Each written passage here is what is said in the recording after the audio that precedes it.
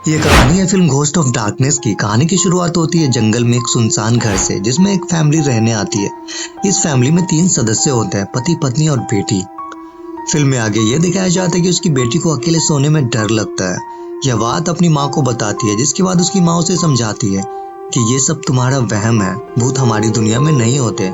इसके बाद वह लड़की अपने कमरे में सोने चली जाती है, पर वह डर से सो नहीं पा रही थी। तभी कमरे का दरवाजा अपने आप खुल जाता है। वह डरते हुए कमरे का दरवाजा बंद कर देती है, पर थोड़ी देर में वह दरवाजा फिर खुल जाता है। इस बार जब वह दरवाजे के करीब जाती है तो उसे एक लाल आंखों वाला दानव नजर आता है। इससे पहले कि वह कुछ समझ पाती, वह दानव उसे एक अंधेरे कमरे में घसीट कर ले जाता है।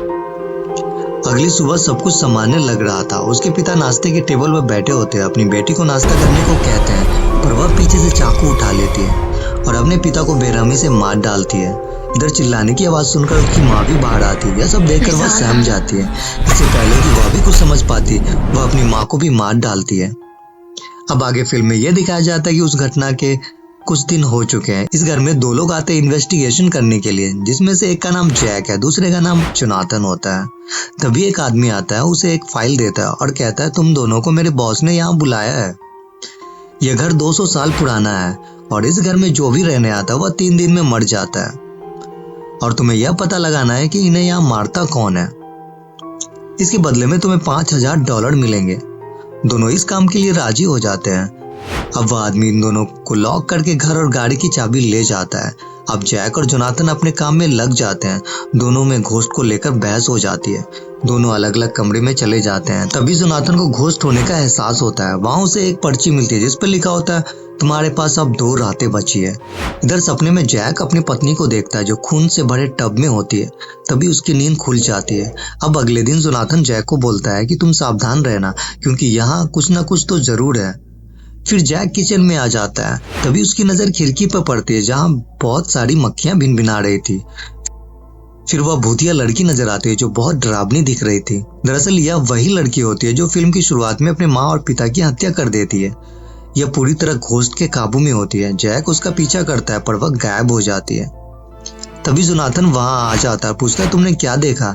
लेकिन तभी दूसरे कमरे से किसी की चीखने की आवाज सुनाई देती है। वह लोग उस कमरे में जाते हैं जहाँ एक गुड़िया खून से लथपथ होती है। उसका सर गायब होता है। अब दोनों समझ जाते हैं कि यह घर भूतिया है। जोनाथन कहता है कि मेरे पास एक किताब है, जिससे इस भूतों को हराया जा सकता है। जैक जोनाथन को वॉकी टॉकी देता है, ताकि दोनों एक दूसरे के संपर्क में रहें।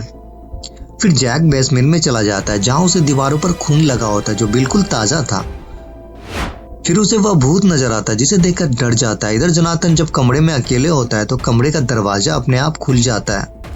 वहां उसे एक परछाई नजर आती है, जिसे देखकर उसे लगता है शायद ये जैक है। जब वह उसके करीब आता है तो वह जैक नहीं होता, वह उस लड़की का पिता होता है जो अब घोस्ट बन गया था। वह जोनाथन पर हमला कर देता है, जिससे जोनाथन का हाथ पूरी तरह जख्मी हो जाता है और वह घोस्ट गायब हो जाता है। इधर जैक वापस आता है तो जोनाथन को जख्मी देख उसकी मरहम पट्टी करने लगता है। तभी फोन की घंटी बजने लगती है। आश्चर्य की बात यह होती है कि फोन के तार कटे होते हैं। यह फोन जैक के लिए होता है। उधर से एक आवाज आती है, तुम चाहते तो मुझे बचा सकते थे। दरअसल यह फोन जैक की पत्नी का होता है। जैक जब एक दिन घर आता है तो उसकी पत्नी खून से भरे टब में होती है। उसके हाथ में चाकू होता है, पर रोते हुए कहती है कि यह सब मुझसे डेमन करवा रहा है और तुम मेरा यकीन नहीं करते। यह कहकर वह अपना गला काट लेती है। आगे यह दिखाया जाता है कि दोनों को एक तस्वीर मिलती है, जो बहुत पुराना है। इस तस्वीर में वह आदमी भी होता है, जिससे इन दोनों ने डील की थी। वह समझ जाते हैं कि वह भी एक आत्मा ही था। अब दोनों बारी बारी से भूतों को मार देते हैं, पर वह उस खतरनाक डेमन को नहीं हरा पाते। वह डेमन बहुत शक्तिशाली होता है।